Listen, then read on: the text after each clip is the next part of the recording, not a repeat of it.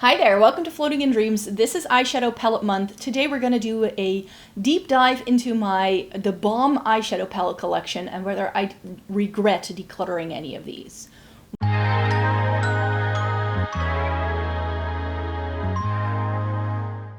Welcome to everybody watching today. Thank you so very much for joining me. Today is a new video in eyeshadow palette month here on the channel. However, if you're familiar with my content, you know I like to talk about whether I regret decluttering certain palettes that used to be in my collection once a month anyway. So if you subscribe to the channel, you can expect more from me on this topic for sure. And today I thought we could tackle the Balm eyeshadow palette collection. So yes, the Balm eyeshadow palette collection. I used to have 6 of these. There is currently still 1 of these in my home, but that one is sitting in a makeup memory box, not something I'm still using actively, and the other 5 I've passed on to other people. So let's chat about my 6 The Balm eyeshadow palettes and how much I like these. So as you can see here, there were 6 of these that I used to have. I had the Nude Dude, Nudetude, Nude Dude, Nude Beach, Trimony, Ador, and Meet Matte Nude.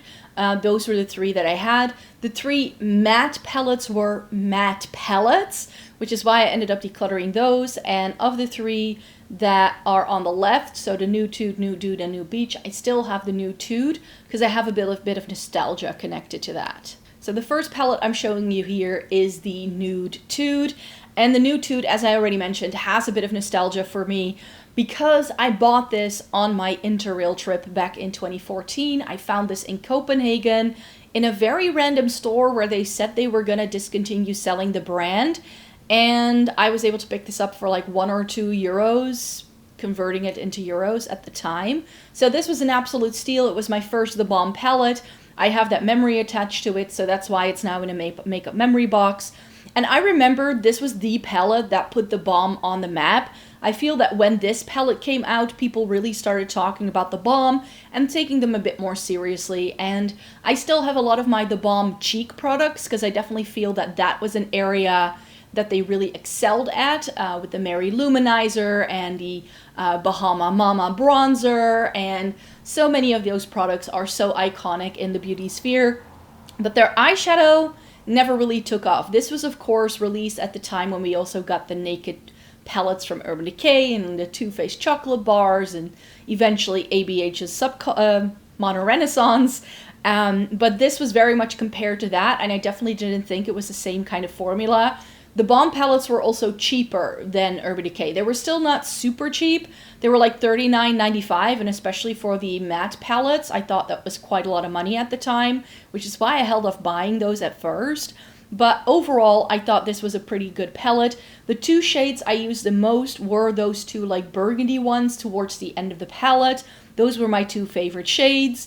But overall, you can just see here, this is a bit bland. It's quite monotone, quite mid-tone. The shimmers aren't really exciting. So this is one where really time caught up with it. And if I didn't have that memory attached to it, I definitely would have decluttered this one as well. Because I also remember this just not being as smooth and blendable as, for instance, my Urban Decay palettes. So I ended up reaching for those the most, especially because the other 2 palettes are very similar to Naked palettes I already had. At the time, I decided to keep my Naked palettes over this, and even my Naked palettes are currently in a makeup memory box because I've decluttered pretty much all of my Urban Decay eyeshadow palettes by now. Next up is the Nude Dude. So where the Nudetude had naked ladies on it that were covered by eyeshadow pans, this one had naked men that then had the eyeshadow pans covering up their bits. So this was definitely a little bit cheeky, which I feel we don't really get much of anymore. I remember like Too Faced had this like boudoir style sort of palettes as well at the time, and I feel that the Balm kind of had this like cheek and tongue sort of like nod to especially like vintage things, but also these sort of elements to it. And this was very, very close to the Urban Decay Naked 3, which is why I never really ended up using this as much as I should have, because the color story was just so similar, and it was essentially like the Balm version of the Naked 3, which I feel the Urban Decay Naked 3 was one of those palettes that everyone started to do at a certain point in time, so it just wasn't very unique in my collection, so I don't regret decluttering this. I still have a Naked 3 if I ever want to go back to that color story for sure. So I didn't really need this. However, for me and my fair skin, I also always felt that this was slightly too dark for me. There were a lot of deep shades in this palette, making it sort of like the Naked palette, Naked 3 palette for people with medium to deep skin, I felt. But for me, it was definitely a little bit too dark and saturated, and I couldn't make all of these shades work. So that was always a little bit of a shame to me, which is why in the end, I don't really mind that I ended up getting rid of this. It was a fun palette, but this is why I love that I have so much content up over on the blog and on this channel. I can always go back to things because I've always filmed with it. I've always had swatches somewhere. So I still have, like, I sort of use my blog as this complete like brain dump of all the makeup I used to have, and it's sort of like a way of cataloging my collection without having to hang on to everything like in real life, because I have this picture, I have this video, I have swatches of this on my blog. So it was okay. I was happy with this at the time. Tried it, liked it, but it was too similar to other things I already had. And that brings me to the third palette, which is the rectangular shape here, the Nude Beach. And this had a lot of warm, really spicy shadows in. This was definitely released around the time that we got a lot of the orange and the red tones around the 2016 era. And this was released after we got Naked Heat. So I already owned Naked Heat before I ever had Naked Beach or Nude Beach, and this definitely has very similar vibes.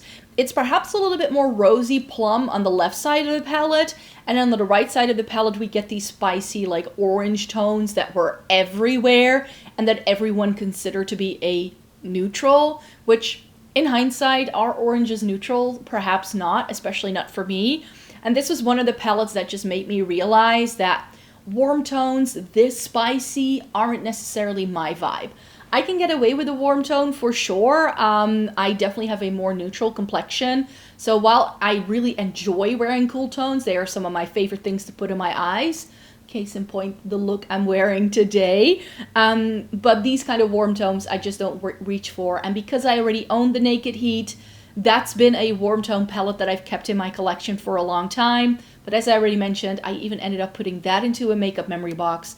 The only palette that can still sort of do this in my brain that I can think of straight away that's still in my collection is the Tartelette Toasted. Because that was, well, like for me, it was always between Tartelette Toasted and Urban Decay Naked Heat for me when it came to these like orangey tones. And yeah, the Balm lost out a long time ago compared to those two for sure. So that's why I ended up decluttering these. Here, as you can see, they kind of changed up the theme again with both ladies and men that have their bits covered by eyeshadow pans. It was really fun. I think that they did a good job with these. I really think that the Balm was one of those brands that was very underrated, and they're very much flying under the radar for that reason. So that was a bit of a shame. I definitely think the Balm could have been bigger, but I don't think they ever made it into like Sephora or Ulta in the US. I remember them being sold at Kohl's the most. And then over here, we had a hot minute right after the pandemic when, what was the brand called? Flower Beauty by Drew Barrymore was stocked during the pandemic at my local drugstore, but that didn't sell well enough, so they disappeared, and then the Balm sort of took their place, it seems, but then that also disappeared within the year, because I don't think they really could keep up with demand. And from what I saw at the time, the products they were still selling were very much the original favorites that everybody was loving around 2014. And I don't think the Balm has really captured the attention of a lot of people in like the Gen Z sort of vibe. So I definitely think that they haven't been able to capitalize on that. So then we have the Meet Matte palettes. And as I said, all three of these are matte palettes. They are 9 pans of matte eyeshadow. And they're all centered around Matt, who is this eligible bachelor. And as you can see in the one, he doesn't wear anything, so that's the nude. The Trimony, Matt Trimony, is when he's getting married, and Ador, he's like this suave gentleman with a little rose in his mouth. I think actually the third one was Matrimony, and Ador was the second one. So in the video, they are not in order. And I think, yeah, I'm opening up all three of these here. So on the left, again, we have the Meet Matte Nude, then we have the Meet Matrimony, and then Meet Matte Ador is the one towards the right. So here you can see those three color stories, and these pans were humongous. I believe these were 2.5 grams of eyeshadow per pan. So they weren't just big pans, they also contained a lot of eyeshadow, because one eyeshadow is like 1.2 grams of product. So this one was double the amount of what we usually saw. So that was really good.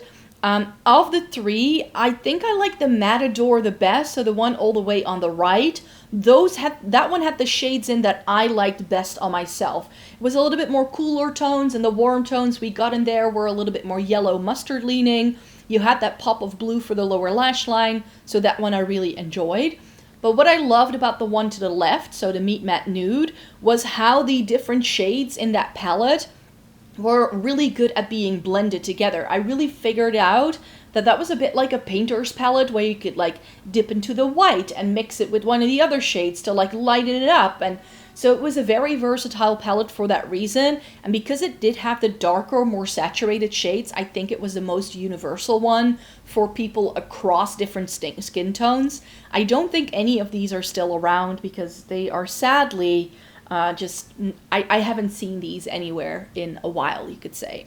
So yeah, the left one, so the Meet Matte Nude, had some like gray tones that I enjoyed. The one especially, like that purpley tone in the bottom right of that palette, I really enjoyed. And the skin tone shade right above that. But these palettes taught me that I'm just not a fan of matte eyeshadow. All matte looks, I need a shimmer somewhere. I don't love these for that reason. I was sometimes grabbing for these to have like a matte shade to go with an all shimmer palette. But other than that, I really didn't use these very much.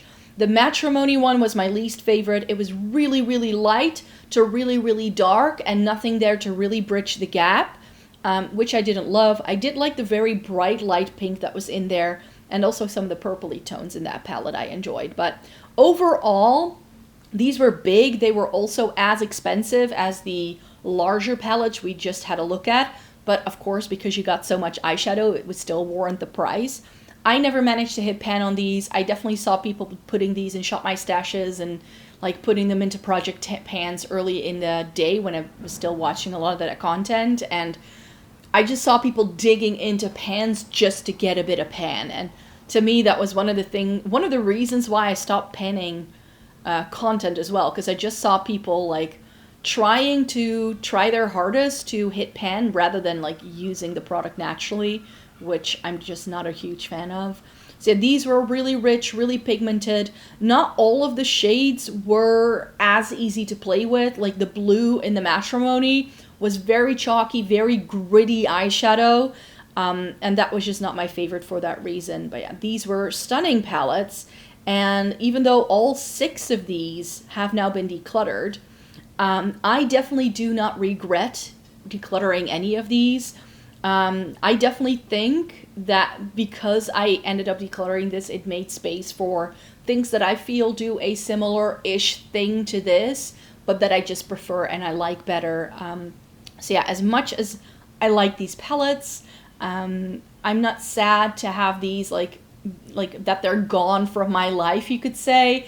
I still have this content up. I still have the Balm palette that's really true to my heart, and I still have all of those cheek products. So if you saw my makeup memory box video, then you will have seen that from me. So thank you so very much for watching this video today. I know it was a quick one, but we only had 6 palettes to chat about. I will do this video again next month with a new brand, so let me know if there's any brands you would like me to feature, because I did videos like this with I think any brand where I had like 5 or more palettes. So I definitely did it with a couple of those. So thank you so very much for watching today. Thumbs up this video and stay tuned for more, because I am currently posting daily videos in Eyeshadow Palette Month. So like stay tuned for all of that goodness. And then I hope to see you in my next one. Bye bye.